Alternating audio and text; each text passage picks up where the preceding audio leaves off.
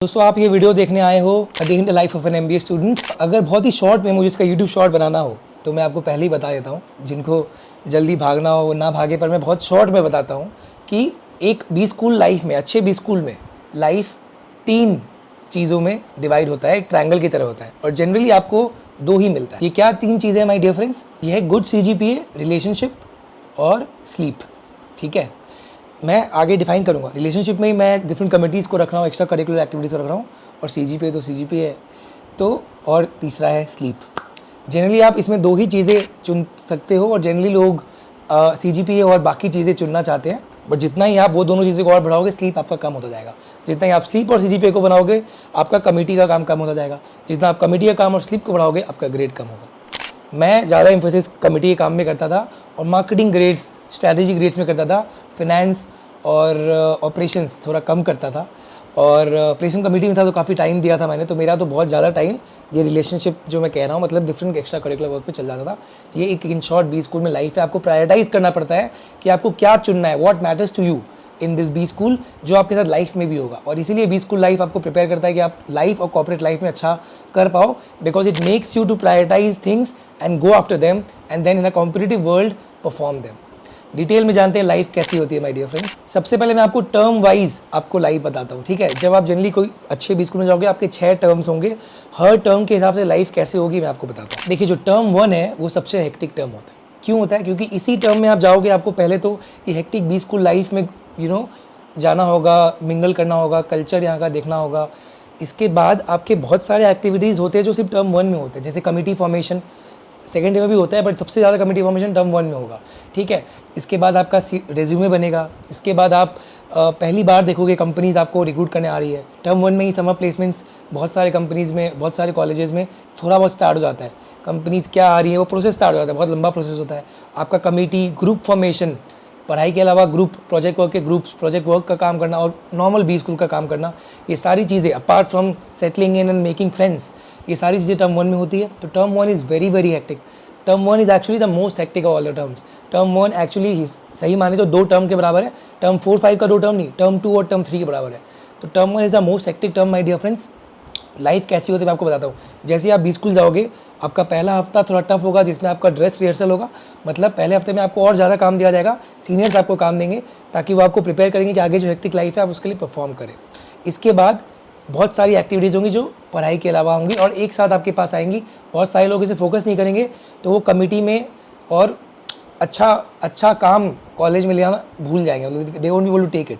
So what will happen is basically different kinds of committees will be formed. And जैसे placement committee generally the first committee to be formed, and alumni committee, फिर CR बनना, president बनना, सब कुछ form होगा अभी। और इस बेसिस में ज़्यादा इन्फॉर्मेशन नहीं रहेगा लोगों के पास, because they just come in, but आपके प्रीवियस इन्फॉर्मेशन, आपके कम्युनिकेशन स्किल्स और आप अभी कितना एक्टिव हो उसके बेसिस में फॉर्मेशन होगा, इंटरव्यूज़ होंगे। ठीक है, इसके बेसिस में आपका सिलेक्शन होगा। यहाँ पे अगर आप ये ट्रेन मिस कर देते हो प्लेसमेंट कमेटी में जाने का या फिर प्रेसिडेंट बनने का, तो फिर आपको अगले साल तक वेट करना होगा। अगर आपने पहले साल में गए कमेटी में, अच्छा काम किया, तो सेकेंड ईयर में भी आपका सिलेक्शन हो जाएगा। बट अगर आप पहले साल में नहीं गए और सेकेंड ईयर में आपको जाना है, तो आपको पहले साल में जहाँ भी हो उसमें अच्छा काम करना पड़ेगा ताकि सेकेंड ईयर में आप जा पाओ। ठीक है, for example if you not been part of placement committee in first year, you want to get into second year, it's tougher. तो आप पहले ही घुसने से पहले ही डिसाइड कर लो, या जब प्रेजेंटेशन होंगे तब आपको श्योर हो जाना चाहिए कि कौन कौन सी कमिटीज़ आ रहे हैं, आपको किस में लेना है, क्यों लेना है। मैं पढ़ाई के अलावा इन सब के बारे में बात क्यों कर रहा हूँ? क्योंकि this is what differentiates good B schools from other schools, be it BBA, BTech, MBA में पढ़ाई तो होता है, पर पढ़ाई से ज़्यादा ये सब चीज़ें होती है जिससे पर्सनैलिटी डेवलपमेंट होता है, जिससे आगे जाके आपके इंटरव्यूज़ भी निकलते हैं, जिससे आप एक्चुअली MBA का पूरा फ़ायदा उठा सकते हो। तो कोई ना कोई कमेटी में तो आपको रहना ही चाहिए। No one is advise to not join any committee. आपके इंटरेस्ट के अनुसार ज्वाइन करो, ये नहीं कि प्लेस कॉम ही करना है या एलुमनाई कमेटी करना है या मार्केटिंग कमेटी करना है। ठीक है, ये हुआ कमेटी वाला काम। इसके बाद जो लोग प्लेस कॉम में जाएंगे वो लोग आपका सब सारे बच्चों का रेज्यूमे बनवाएंगे, कंपनीज़ को बुलाएंगे और आपके जॉब्स लगाएंगे।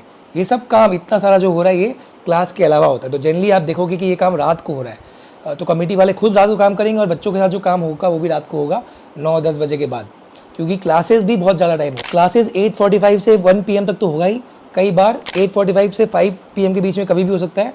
जनरली आपके 6 घंटे की क्लासेस टर्म 1 में होंगे एवरी डे या एवरी ऑल्टरनेट डे। ठीक है, क्लासेस बहुत लंबे होते हैं। मेरे टाइम पे तो 1 hour 30 minutes के ही जनरली मतलब क्लासेस होते थे, कई बार लगातार क्लासेस होते थे तो 3 आवर्स का हो जाता था। क्लासेस बहुत लंबे होते हैं, पर लंबा क्लास होगा तभी एक डिस्कशन एक एक पर्टिकुलर फ्लो में जाएगा, एक पर्टिकुलर इंटेंसिटी में जाएगा, और इसमें क्लास पार्टिसिपेशन होता है, उसके मार्क्स होते हैं। ठीक है, 8:45 या 9 PM जो भी आपका 9 AM जो भी आपका एंट्री का टाइम होगा, उससे आप लेट करोगे तो या तो एंट्री नहीं होगी या अटेंडेंस आपका मिस हो जाएगा। जनरली 75% अटेंडेंस या 60% अटेंडेंस एक अटेंडेंस होगा जो आपको मेंटेन करना पड़ेगा, जिसके नीचे या तो आपको एग्जाम में नहीं बैठना मिलेगा या फिर आपका CGPA कम हो जाएगा, depending on what is the rule of the college. Class शुरू होने के पहले भी आपको डिफरेंट मॉड्यूल्स दिया जाएगा, तो केस स्टडीज़ होंगी जो आप पढ़ के आओगे क्लास में, उसके बाद आप क्लास पार्टिसिपेट कर पाओगे, उसके मार्क्स होंगे। तो बहुत लोग कई बार ऐसा होगा कि कमेटी काम में बिजी हैं तो they have not read the case studies but they will still try to participate, which is okay, smart work, but अगर सही कुछ बोलेंगे तभी मार्क्स मिलेगा, क्लास पार्टिसिपेट करें तो नहीं मिलेगा। टर्म 1 के एंड में और टर्म 2 के शुरुआत में समर प्लेसमेंट स्टार्ट हो जाता है। Summer placements is actually that time जिसमें आपको सारी कंपनीज, अच्छे कंपनी से बैठने का मौका मिलेगा, इसी के बेसिस में आपको समर इंटर्नशिप मिलेगा, और कई बार मोस्ट कॉलेजेस में 30% PPOs होता है। तो अगर आपने अच्छा समर प्लेसमेंट लिया टर्म 1 के बाद ही, फिर आपने कॉलेज में ज़्यादा ध्यान नहीं दिया पर इंटर्नशिप में ध्यान दिया, PPO लिया, तो भी आपका करियर बन जाएगा। हालांकि ऐसा करना नहीं चाहिए, but I am just telling this to let you know on the intensity of the summer placements, which will happen just after term 1 or at the start of term 2. दोस्तों, प्लेसमेंट्स की बात हुई तो इस पॉइंट में रुक के बात करते हैं यूनिवर्सिटी के बारे में जिसने 100% प्लेसमेंट्स प्रोवाइड किया है अपने बच्चों को, और 30% को बहुत ही अच्छे रिनॉन कंपनी से ऑफर्स आए हैं। मैं यहाँ श्री रामस्वरूप मेमोरियल यूनिवर्सिटी की बात कर रहा हूँ, which is been founded by 2 IIT gold medalists, और बहुत ही अच्छा एजुकेशन एक्सपीरियंस देता है दोस्तों। यहाँ मैनेजमेंट प्रोग्राम तो है ही, पर इसके अलावा 2 BBA प्रोग्राम्स है, BBA IBM और BBA FinTech। SRMU में students get to work with top-notch labs for better hands-on experience. SRMU wants to make sure कि सब कोई एजुकेशन अफोर्ड कर सके, इसलिए ये बहुत सारे डिस्काउंट्स देते हैं अपने फीस में और स्कॉलरशिप्स देते हैं परफॉर्मेंस के बेसिस में। ये 5 करोड़ रुपीज़ का स्कॉलरशिप और डिस्काउंट दे रहे हैं गवर्नमेंट से हेल्प लेके एवरी ईयर। ये बहुत सारे इंपॉर्टेंट ऑर्गेनाइजेशन जैसे इसरो, फिकी, इनके साथ जुड़ के स्टूडेंट्स को चांस करने देते हैं रिसर्च करने का भी अलग अलग इंडस्ट्री में। SRMU में students can choose from different courses, जिससे मतलब जो भी उनका इंटरेस्ट है वो कोर्स चुन के वो अपना पढ़ाई कर सकते हैं, अपना एकेडमिक पाथ चूज कर सकते हैं। इसके अलावा स्पोर्ट्स, लिटरेरी, ये सारी फैसिलिटीज भी हैं ही, ताकि एकेडमिक्स के अलावा भी ग्रोथ हो। You should definitely check out SRMU for your overall growth, link description में है माय डियर फ्रेंड। अब समर प्लेसमेंट्स में क्या देखा जाएगा, जब आपका सिर्फ एक ही टर्म हुआ है तो MBA का मार्क्स तो पूरा देखा नहीं जा रहा है। कई बार क्या मोस्टली आपका MBA का फर्स्ट टर्म का रिजल्ट भी नहीं आएगा और समर प्लेसमेंट की अच्छी कंपनी आने शुरू हो जाएंगी, तो इसमें देखा जाएगा आपका प्रीवियस प्रोफाइल, और ऑफ कोर्स अभी आपने जो MBA में घुसे हो उसमें आप कितना कॉन्फिडेंट हो, आपका प्रीवियस प्रोफाइल ही बहुत इंपॉर्टेंट हो जाता है समर प्लेसमेंट के लिए।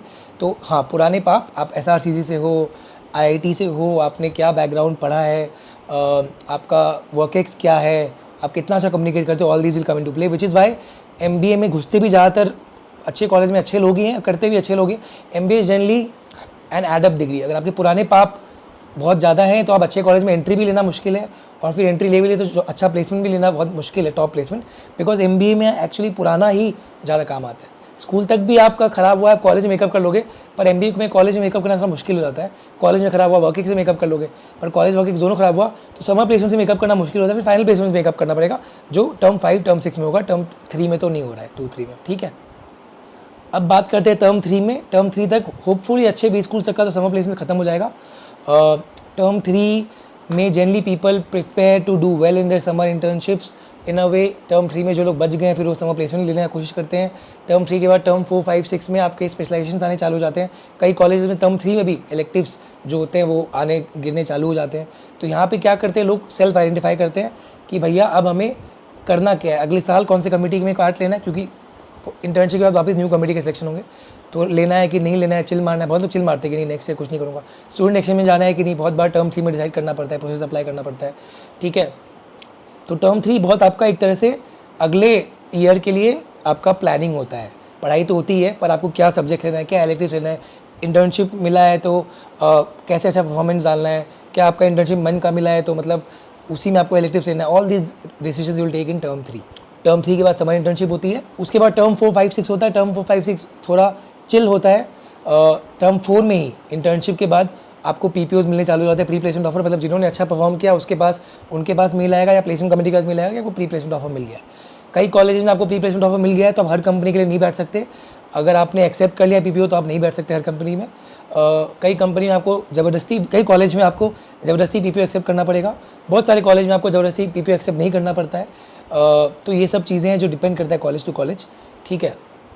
तो ये भी एक चीज़ होता है जो आप जाओगे तो आपको पता पड़ेगा और डिटेल में। अगर आपका प्री प्लेसमेंट ऑफर नहीं आया तो वापस फाइनल प्लेसमेंट बैठोगे, जो टर्म 5 में तो शुरू हो जाएगा, टर्म 5 और टर्म 6 में। Term 4 is generally that time जब स्पेशलाइजेशंस बहुत ही ज़्यादा आने लग जाते हैं, और जिन्होंने, जो मैंने बताया था, अब फाइनल प्लेसमेंट में जिनको अच्छा करना है तो टर्म 4 टर्म 5 तक जो फाइनेंस अच्छा करता है, 4 लेता है ऑप्स, तो वो फिर अच्छा इंटरव्यू भी क्रैक कर सकता है। CGPA का यहाँ पे वैल्यू आना चालू हो जाता है, क्योंकि टर्म 4 टर्म 5 के बाद फाइनल 6 फाइनल प्लेसमेंट से भी CGPA जाएगा, और टर्म 6 तक तो फिर फाइनल CGPA निकल के भी आता है, जो आपके सारे अवार्ड्स और आपके रिजल्ट में रहता है, ठीक है। So this is what happens, my dear friends, in term 4. Term 5 and term 6 is again only final placements. Sole focus is final placements. And people who are left, they work hard to get the placements of their choice. इन सब के बीच में आपके group projects होंगे। Group projects में generally team groups होंगे, मतलब आपको groups के लिए टीम से डिवाइड कर दिया जाता है। फर्स्ट 2 टर्म्स में जनरली कॉलेज ही आपका टीम डिवाइड करता है, उसके बाद आपको डिसीजन दिया जाता है कि आप अपने 5 मेंबर का ग्रुप बनाओ जो प्रोजेक्ट्स में काम करेंगे। तो बेसिकली इतना है। मैंने आपको बताया इतनी सारी चीज़ें हैं, तो इसमें कुछ ही चीज़ आप चुन पाते हो।